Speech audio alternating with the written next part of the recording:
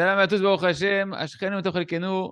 On a le zchut de reprendre ensemble le Sefer Etzadat et on va voir une notion importante si on veut clarifier ce qui est le bien du mal, sortir de la zone grise où on ne sait plus où est le bien et le mal. Et bien évidemment que il va falloir étudier la Torah et même au niveau de la Torah, il faut savoir qu'il y a certaines personnes qui peuvent être dans leur manière de voir les choses embrouillées. C'est-à-dire quoi? Malgré l'étude de la Torah, on peut se retrouver encore dans cette zone d'ombre où on n'arrive pas à distinguer entre le bien et le mal. C'est-à-dire qu'il faut apprendre que lorsqu'on rentre dans la recherche de la vérité, il va falloir, comme on a vu ensemble, s'écarter de tout ce qui peut nous amener à avoir des fausses croyances.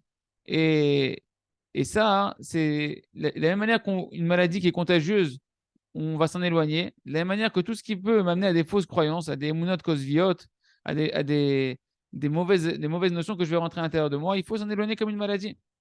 Et Rabbeinu Akadosh, Rabbi Nachman de Breslev, nous a donné un principe général, qu'on doit s'éloigner de tout ce qui est des livres de philosophie, des livres qui vont embrouiller la tête avec des connaissances et des fausses croyances.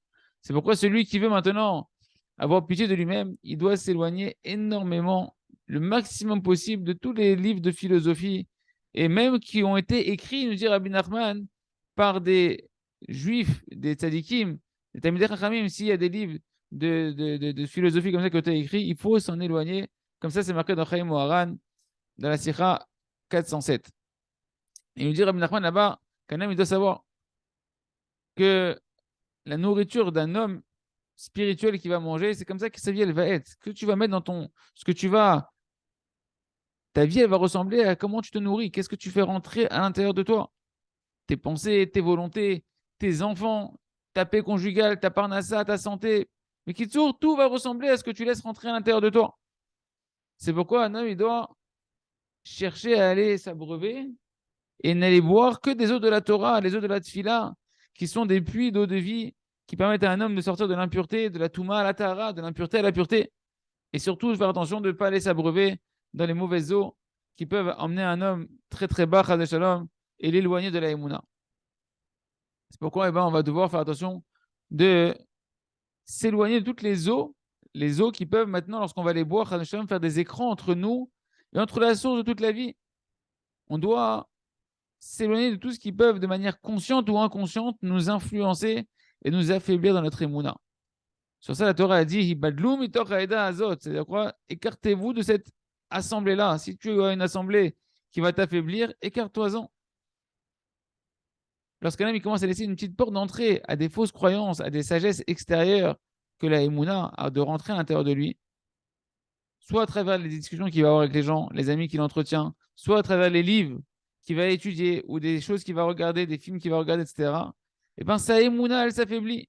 Sa véritable Emouna, elle s'affaiblit. Parce que lorsqu'il y en a une qui se renforce, l'autre, elle s'affaiblit. L'autre, elle tombe.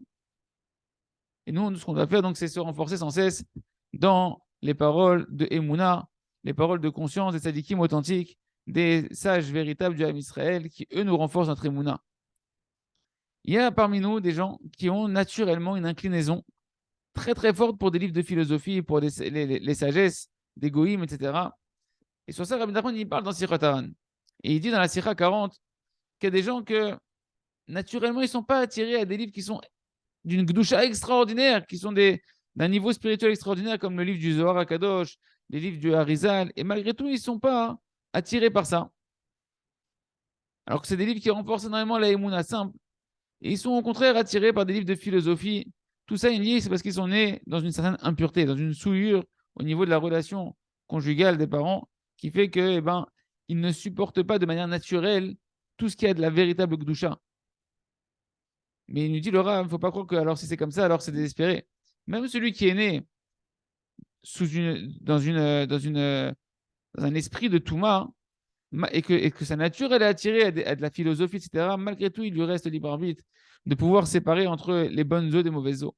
Bien que son épreuve elle est très difficile, parce que sa nature elle est attirée par sans cesse la recherche intellectuelle des choses, et qu'il veut constamment faire de la philosophie, malgré tout, s'il le désire véritablement, il peut commencer à rentrer et à faire un effort de rentrer dans les Sfarim de Emouna, dans les livres de Emouna, et commencer à aller s'abreuver des bonnes eaux, des eaux qui vont véritablement apaiser son âme, qui vont faire pousser en lui, avec ces eaux-là, des bonnes midotes, des bons traits de caractère, des eaux qui vont faire pousser en lui de l'humilité, de la soumission, et non pas de l'orgueil et de chercher à se faire voir devant tout le monde.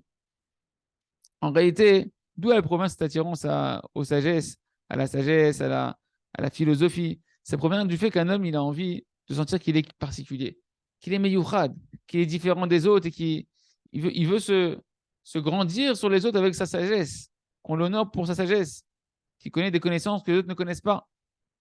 Mais en regard de ça, hein, il y a la sagesse de la Torah. Que elle, la sagesse de la Torah, elle est comparée à de l'eau. Que l'eau, comme ils disent nos sages dans la Gemara, elle descend toujours vers un endroit qui est plus bas et plus petit. Pourquoi? Pour dire que l'eau de la Torah ne peut rentrer que dans celui qui se fait de plus en plus petit, de plus en plus humble. Ceux qui sont capables d'écouter quand on leur fait honte et qui ne répondent pas aux hontes qu'on va leur faire. Ceux qui sont prêts à sortir de la séduction du serpent, de Amalek, qui nous crie sans cesse Vitem Kelokim, soyez comme Hachem, prenez-vous comme des dieux, que vous pouvez faire ce que vous voulez. En réalité, Kadosh Baruch Hu, il veut nous enseigner à faire la séparation comme lui, il l'a fait dans le ciel, entre les eaux qui sont en dessous du firmament et des eaux qui sont au-dessus du firmament, les bonnes eaux et les mauvaises eaux, de faire une séparation qui est claire. Qu'on apprenne à aller boire que des bonnes eaux qui sont les eaux de la Torah, les eaux de la Tfila, des eaux qui vont véritablement renforcer notre Neshama, des eaux sur lesquelles c'est marqué dans le Michelet. Shlomo Ameler nous dit va boire des eaux de ton puits qui coulent à l'intérieur de ton puits. Pourquoi? Parce que on parle ici du puits que Kadosh Baruch Hu t'a donné, du puits qui est ton héritage, qui est la Torah, qui est la seule source de bénédiction véritable. Et c'est uniquement de là-bas qu'un homme il doit aller s'abreuver, un homme du Ham Israël doit aller s'abreuver, de boire que des eaux de la Torah et de la Tfila, de faire pousser de la Emouna et des bonnes midot, et de s'éloigner de toutes les eaux qui peuvent nous endommager notre Emouna. Chazak, Venitrazek.